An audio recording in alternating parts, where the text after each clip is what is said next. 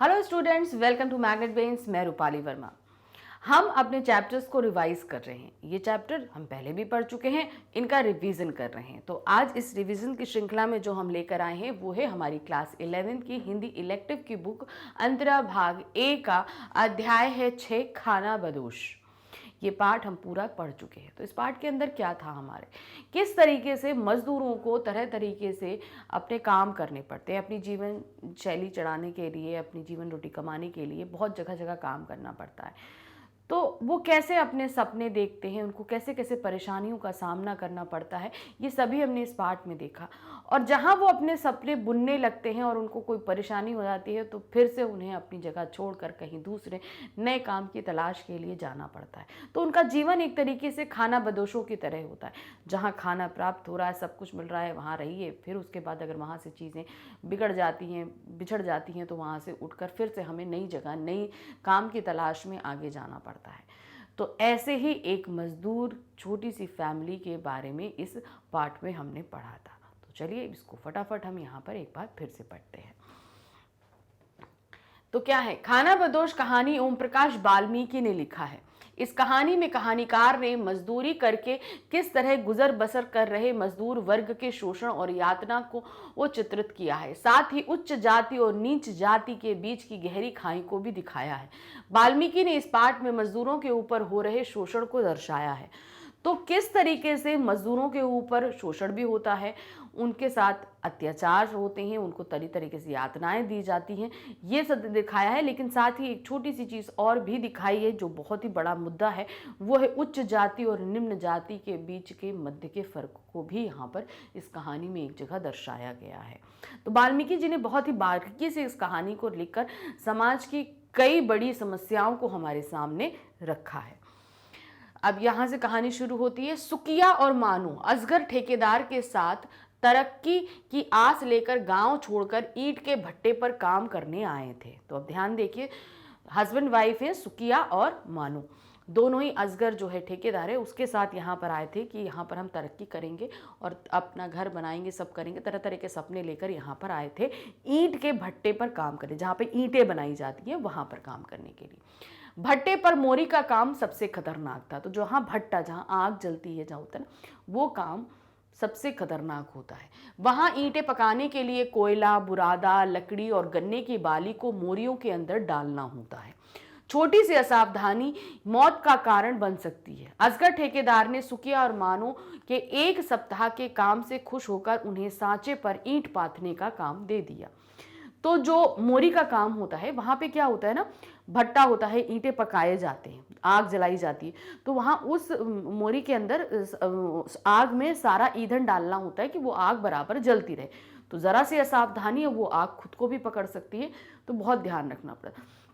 तो मानो और सुखिया जब आए शहर में भट्टे पर काम करने के लिए, तो एक हफ्ते के काम में ही जो है ठेकेदार बहुत खुश हो गया। उन्होंने उसे ईंटें पाथने का काम, जहां पर कच्ची ईंट से, सांचे से ईंटें पाते जाते थे, वो काम दे दिया। दोनों खुशी खुशी वहां पर करने लगे। भट्टे पर दिन तो गहमा गहमी वाला होता, लेकिन रात होते होते भट्टा अंधेरे की गोद में समा जाता था। मानो भट्टे के माहौल में तालमेल नहीं बिठा पाई थी, इसलिए खाना बनाते समय चूल्हे से आती चिटपिट की आवाजों में उसे अपने मन की दुश्चिंताओं और आशंकाओं की आवाजें सुनाई देती थी। अब क्या होता था, भट्टे पे पूरा दिन काम होता था, हर जगह काम हो रहा था, तो सभी जगह चहल पहल, शोर शराबा, सब कुछ होता था। लेकिन रात होते होते अंधेरा हो गया, सन्नाटा हो गया सब जगह। तो मतलब अकेलापन हो जाता था। तो मानो जो थी, वो जो यहाँ गांव से यहाँ आई थी काम करने के लिए, यहाँ के माहौल से तालमेल नहीं बिठा पा रही थी।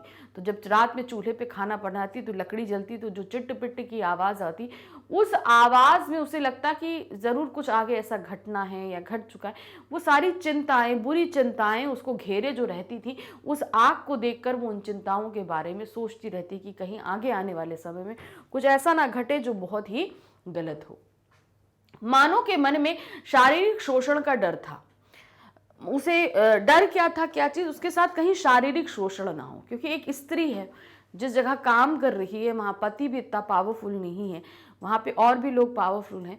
तो उसको इस चीज का डर बहुत लगा रहता था कि उसके साथ कुछ ऐसा ना घटित हो।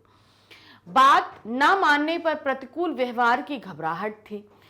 यदि तरक्की करनी है तो शहर में ही रहना पड़ेगा। पहले महीने ही सुकिया ने कुछ रुपए बचा लिए थे, जिन्हें देखकर मानो भी खुश थी।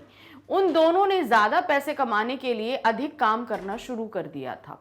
अब क्या होता है कि अगर मान लीजिए हमने ठेकेदार की बात नहीं मानी तो भी दिक्कत आएगी।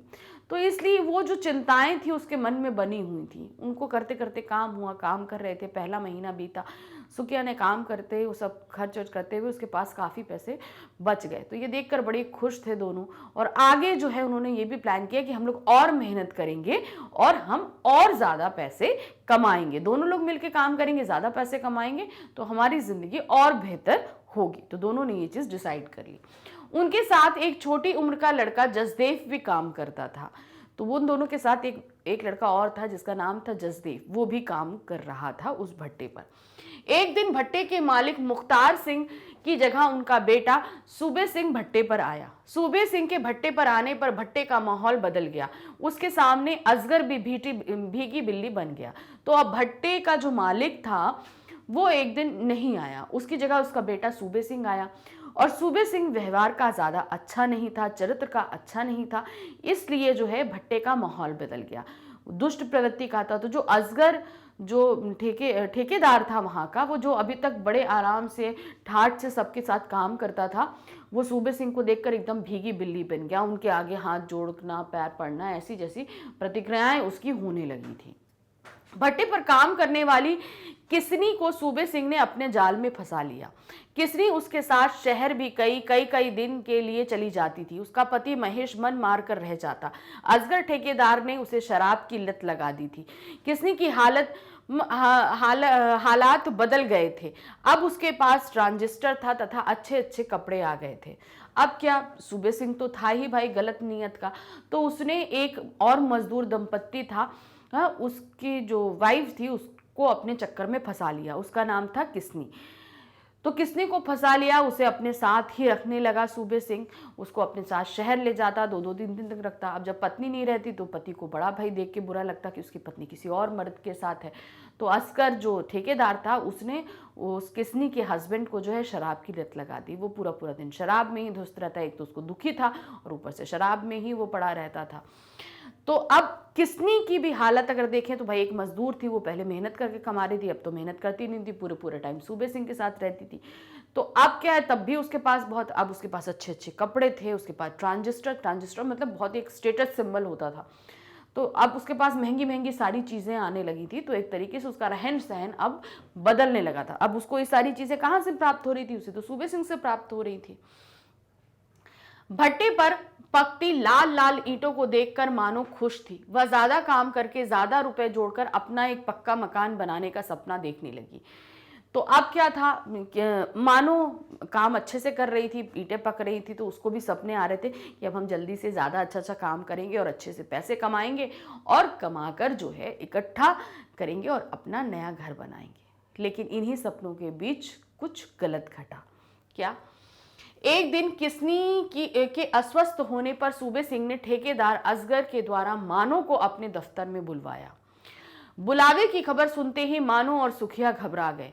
वो सूबे सिंह की नीयत भाप गए थे। मानो इज्जत की जिंदगी जीना चाहती थी, वह किसनी बनना नहीं चाहती थी। फिर एक दिन क्या हुआ, किसनी जो है तबीयत नहीं ठीक थी। अब सूबे सिंह को तो स्त्री चाहिए थी, तो उसने मानो को बुलाया असगर से। अब जब उसको बुलाहट का पता चला तो वो डर गई।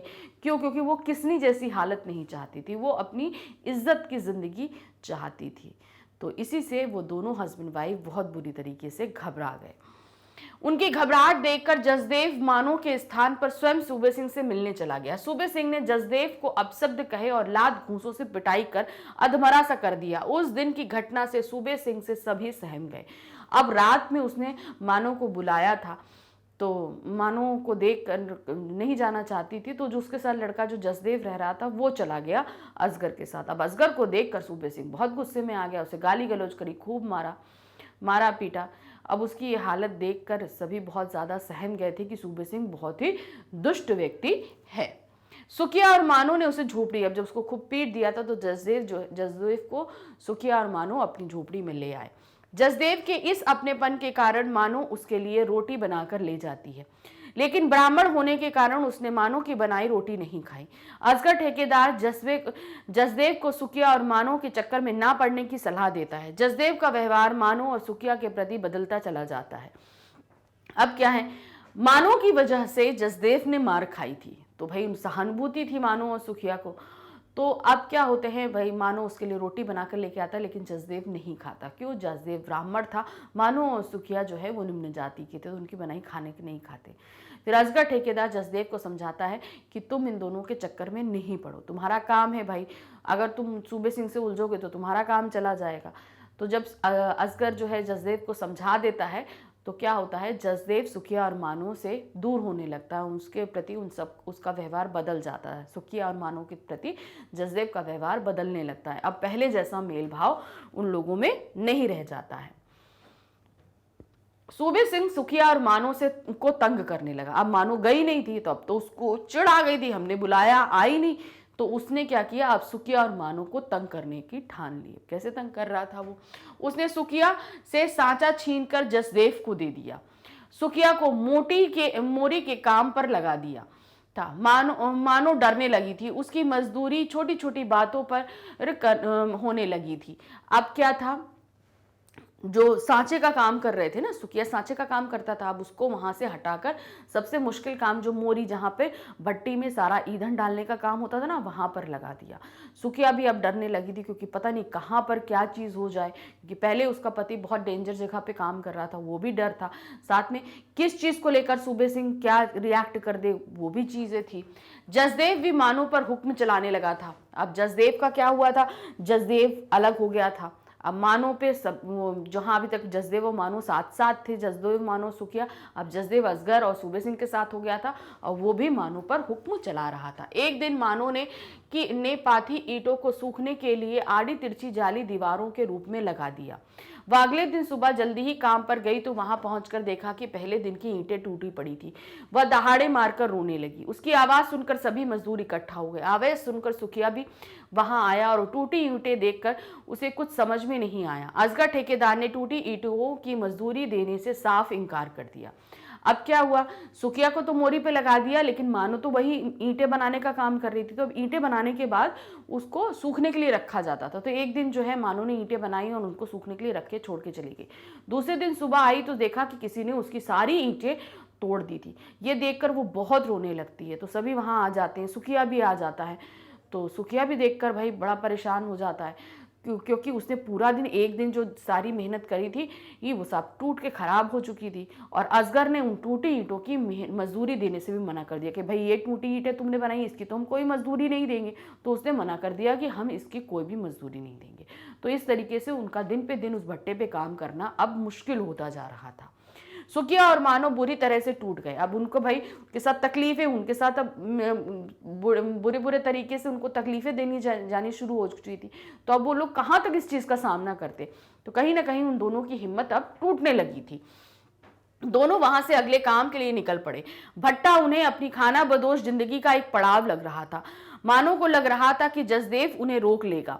जसदेव ने चुप रहने से उसका विश्वास टूट गया। टूटे हुए सपनों के कांच उनकी आंखों में चुभने लगे थे। वे एक दिशाहीन यात्रा के लिए निकल पड़े। अब क्या, उन लोगों ने ये सोच लिया कि अब यहाँ पर काम करने का कोई मतलब नहीं, क्योंकि हम काम करेंगे, हमारे काम को कोई बिगाड़ देगा, मजदूरी नहीं मिलेगा, तरह तरह से अब इज्जत का खतरा भी दिन पे दिन बना हुआ है मानो के ऊपर। कब सूबे सिंह टूट पड़े नहीं पता। तो अब उन लोगों ने ये सोचा कि अब हमें यहाँ काम नहीं करना चाहिए, तो दोनों वहां से चल देते हैं। तो मानो को कहीं ना कहीं यकीन था कि शायद जसदेव उन्हें रोक लेगा, लेकिन जसदेव ने उन्हें नहीं रोका।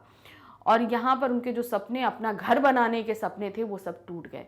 और अपनी निराश आंखों के साथ वो वहाँ से नए काम के लिए निकल पड़ते हैं। तो इस तरीके से उनकी खाना बदोश जिंदगी का एक नया पड़ाव आने को हो जाता है। एक पड़ाव बीत गया भट्टे का, और अब फिर वो दूसरे पड़ाव की तरफ चल देते हैं। तो इस तरीके से मजदूरों की ज़िंदगी के ऊपर कैसे तरह तरह के उनको परेशान किया जाता है, कैसे से उनको अपनी ज़िंदगी बितानी पड़ती है, इसका एक छोटी सी झलक इस पाठ के माध्यम से हमारे सामने वाल्मीकि जी ने रखी। चलिए अब इसी पाठ के हम कुछ क्वेश्चन आंसर्स को देखते हैं। पहला प्रश्न है, असगर ठेकेदार के साथ जसदेव को आता देखकर सूबे सिंह क्यों बिफर पड़ा और जसदेव को मारने का क्या कारण था। अब असगर जो ठेकेदार था वो क्या कहते हैं, उसके साथ जसदेव आया था। सूबे सिंह ने तो मानो को बुलाया था, लेकिन उसके साथ कौन चला आता है असगर के साथ? सूबे सिंह, वो जसदेव चला आता है। इसको देखकर सूबे सिंह बहुत बिफर जाता है, उसको बहुत गुस्सा, और जसदेव को वो बहुत मारता है। तो क्या कारण था उसको ऐसे मारा था? तो क्या सूबे सिंह ने मानो को अपने दफ्तर पर बुलाया था, वह उसके साथ गलत काम करना चाहता था। उसने असगर ठेकेदार को मानो को बुलाने के लिए कहा। जब असगर ठेकेदार ने यह बात मानो तथा सुखिया को कही तो सुखिया क्रोधित हो उठा। स्थिति भांपकर जसदेव ने फैसला किया कि वह मानो के स्थान पर सूबे सिंह के पास जाएगा। जब सूबे सिंह ने देखा कि मानो नहीं आई तो उसके स्थान पर जसदेव आया है तो वह बिफर पड़ा। मानो का सारा गुस्सा उसने जसदेव पर निकाल दिया। उसने जसदेव को बहुत बुरी तरह पीटा। तो वो मानो के साथ गलत कार्य करना चाहता था। तो ये इस चीज़ से जो है ना मानो तैयार था ना सुखिया तैयार था। सुखिया तो बहुत गुस्सा हो गया था। तो स्थिति को भांपकर जसदेव चला गया था मानो की जगह, और मानो को ना पाकर सूबे सिंह इतना गुस्सा हो गया कि उसने जसदेव को बहुत मारा था। प्रश्न संख्या 2 है, जसदेव ने मानो के हाथ का खाना क्यों नहीं खाया? अब जसदेव को इतना जब मार पड़ी थी तो मानो सहानुभूति के रूप में उसके लिए खाना लेकर आई थी, तो क्यों जसदेव ने नहीं खाया था? तो ना खाने का कारण क्या था? क्योंकि जसदेव एक ब्राह्मण जाति का व्यक्ति था और सुखिया और मानो निम्न जाति के थे, तो उनके हाथ का छुआ खाना खाना भी ब्राह्मण समाज में वर्जित होता है, इसलिए जसदेव ने वो खाना नहीं खाया था। तो क्या था? जसदेव ने मानो का खाना इसलिए नहीं खाया क्योंकि वह मानो दलित समाज से आती थी, वही जसदेव उच्च जाति यानी ब्राह्मण था। साथ ही उसे यह भी लग रहा था कि उसे बचाने के प्रयास में ही उसने मार खाई है। तो उसको तब चोट भी लगी थी, तो वो मानो के चक्कर में थी, एक गुस्सा ये भी था और साथ ही जाति का जो डिफरेंस था वो भी था। इसी वजह से मानो के द्वारा लाया गया खाना जसदेव ने नहीं खाया था। प्रश्न संख्या 3 है, लोगों को क्यों लग रहा था कि किसी ने जानबूझकर मानो की ईंटों को गिराकर रौंदा है? अब वहां जो एक दिन मानो ईंटें बनाकर रख के गई थी, दूसरे दिन आती है तो सारी ईंटें टूटी फूटी इधर उधर बिखरी पड़ी थी। तो सबको क्यों लग रहा था कि किसी ने वो ईंटें तोड़ी थी? क्योंकि भाई रात में ना कोई तूफान आया ना कुछ आया, तो वो ईंटें जो इसी तरीके से लगी थी वो कैसे गिर जाएंगी, कैसे टूट जाएंगी? तो इसी वजह से लग रहा था कि जानबूझकर किसी ने उसे तोड़ा था। तो यहाँ क्या था? शाम को मानो कच्ची ईंटों की जालीदार दीवार बनाकर गई थी, परंतु जब उसने सुबह आकर देखा तो वह टूटी फूटी पड़ी थी। देखने पर ऐसा लग रहा था किसी ने उन्हें बेदर्दी से रौंद डाला है। रात में कोई आंधी तूफान भी नहीं आया था जिसके कारण वे गिर सकती हूँ, इसलिए लोगों को लग रहा था कि किसी ने जानबूझकर मानो की ईंटों को गिराकर रौंदा है। भाई ईंटें अपने आप तो गिरेंगी नहीं, तो और ऊपर से उसमें उसको रौंदने का भी था। तो अगर भाई आंधी तूफान आए तो लगे कि हाँ भाई गिर गया, ऐसा तो कुछ भी नहीं हुआ था। तो वहां पर ऐसा देखकर लग रहा था कि सिर्फ गिरी नहीं है, उनको तोड़ा भी गया है। तो किसी ने जानबूझकर ये कार्य किया है। प्रश्न संख्या 4 है, सुखिया ने जिन समस्याओं के कारण गांव छोड़ा वही समस्या शहर में भट्टे पर उसे झेलनी पड़ी। मूलतः वह समस्या क्या थी? तो जो समस्याएं उसे गांव में थी इसके कारण वो शहर आया। शहर में जब भट्टे पर काम किया तो उसको फिर से वही समस्याएं झेलनी पड़ी। तो वो समस्याएं थी क्या, आपको ये बतानी। तो क्या था? रोजगार की समस्या को लेकर सुखिया ने गांव छोड़ा था, परंतु शहर में भट्टे पर आकर भी उसकी आमदनी अच्छी नहीं थी। वे दिहाड़ी मजदूर थे। बेहतर जीवन तो दूर, अपना गुजारा भी सुखिया और मानो किसी तरह कर पाते थे। अंत में मजबूर होकर उन्हें भट्टे की मजदूरी को भी छोड़नी पड़ी। फिर से रोजगार की समस्या उनके सामने थी। तो मेन जो समस्या थी वो थी रोजगार की समस्या।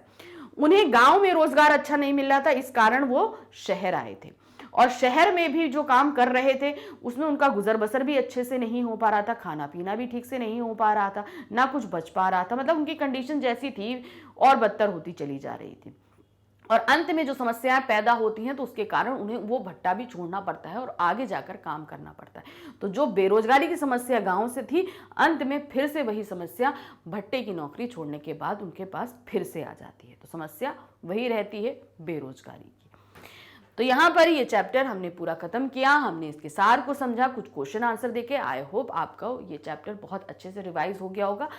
लेकिन इस चैप्टर का डिटेल एक्सप्लेनेशन और एनसीईआरटी सॉल्यूशंस हम पहले भी करा चुके हैं, तो उन्हें ज़रूर देख लीजिएगा। अब ये जो वन शॉट रिवीजन करा रहे हैं ये सिर्फ आपके लिए हिंदी में अवेलेबल नहीं है, आपके लिए सभी सब्जेक्ट्स में अवेलेबल है। तो हिंदी का अगर कोई टेस्ट होता है तो आप इसे इन वीडियोस को देख सकते हैं, और अगर कोई और सब्जेक्ट होता है तो भी देख सकते हैं। तो आप देखेंगे कैसे? तो उसके लिए आपको आना होगा हमारे चैनल magnetsbrain.com पे। जब आप यहाँ पर आएंगे तो आप यहाँ पर देखेंगे कि यहाँ पर वन शॉट रिवीजन दिया हुआ है। इसको आप क्लिक करेंगे, क्लिक करते ही आपके सामने वो सभी क्लासेस आ जाएंगी जिनमें वन शॉट रिवीजन अवेलेबल है। 7 to 12 सारी क्लासेस हैं। तो आप ये क्लास 11th में यहाँ पे वॉच नाउ पे क्लिक करेंगे। क्लिक करते ही आपके सामने जो है पूरी क्लास 11th की प्लेलिस्ट आ जाएंगी, वो सभी सब्जेक्ट्स आ जाएंगे जिनमें आपके पास जो full chapter one shot revision available है। तो जिस भी आपके सब्जेक्ट का जो भी एग्जाम हो रहा हो, टेस्ट हो रहा हो, बस आपको क्या करना है, वो सब्जेक्ट को क्लिक करना है। क्लिक करते ही आपके सामने सारे चैप्टर्स आ जाएंगे, उन्हें क्लिक करिए और जो जो चैप्टर आपके एग्जाम में टेस्ट में आ रहे हैं उन्हें क्लिक करते जाइए, वीडियो देखते जाइए और फटाफट रिवीजन करते जाइए। लेकिन साथ ही हमारे चैनल को लाइक, सब्सक्राइब और शेयर करना बिल्कुल नहीं भूलिएगा। Thank you for watching. Bye bye.